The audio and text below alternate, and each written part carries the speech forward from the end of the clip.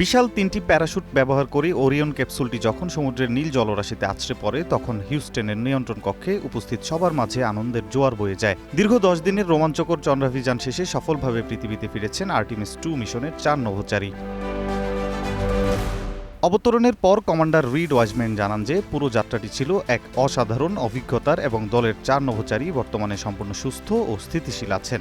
সমুদ্রে অবতরণের পরপরই মার্কিন নৌবাহিনীর উদ্ধারকারী জাহাজ ইউএসএস জন পি মুরথার বিশেষ দল দ্রুততার সাথে নভোচারীদের উদ্ধার করে। প্রথমে তাদের একটি ছোট নৌযানে নেওয়া হয়, যেটিকে মহাকাশ বিজ্ঞানের ভাষায় ফ্রন্ট পোর্চ বলা হয়। সেখান থেকে হেলিকপ্টারে করে তাদের মূল জাহাজের মেডিকেল বেতে নিয়ে যাওয়া হয়। সেখানে দক্ষ চিকিৎসকেরা নভোচারীদের নাড়ির গতি, রক্তচাপ এবং দীর্ঘ সময় মহাকাশে থাকার কারণে স্নায়ুর কোনো পরিবর্তন হয়েছে কিনা তা নিবিড়ভাবে পরীক্ষা করার পর তাদের হিউস্টনের জনসন স্পেস সেন্টারে নিয়ে যাওয়া হয়। গত ১ এপ্রিল শুরু হওয়া 10 দিনের এই মিশনটি মহাকাশ গবেষণার ইতিহাসে একাধিক নতুন রেকর্ড সৃষ্টি করেছে। চন্দ্রপৃষ্ঠের দূরবর্তী অংশে অবস্থানের সময় পৃথিবী থেকে এই মহাকাশের দূরত্ব ছিল ২,৫২,৭৫৭ মাইল, যা ১৯৭০ সালে বিখ্যাত অ্যাপোলো 13 মিশনের রেকর্ডকে অনায়াসেই ভেঙে দিয়েছে।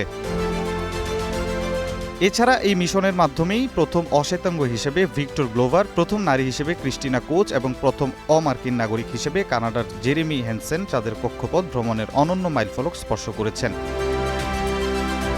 মূলত ২০২৮ সালের মধ্যে চাঁদের দক্ষিণ মেরুতে পুনরায় মানুষের পদচিহ্ন ফেলার যে দীর্ঘমেয়াদী পরিকল্পনা নাসা গ্রহণ করেছে, আর্টিমিস 2 ছিল তারই একটি সফল ও চূড়ান্ত পরীক্ষামূলক ধাপ। ওরিয়ন ক্যাপসুলের এই নিরাপদ প্রত্যাবর্তন বিশ্বজুড়ে কোটি মানুষের মাঝে মহাকাশ জয়ের নতুন আশা জাগিয়েছে। অনন্য সাদিক, গ্রিন নিউজ ডেস্ক।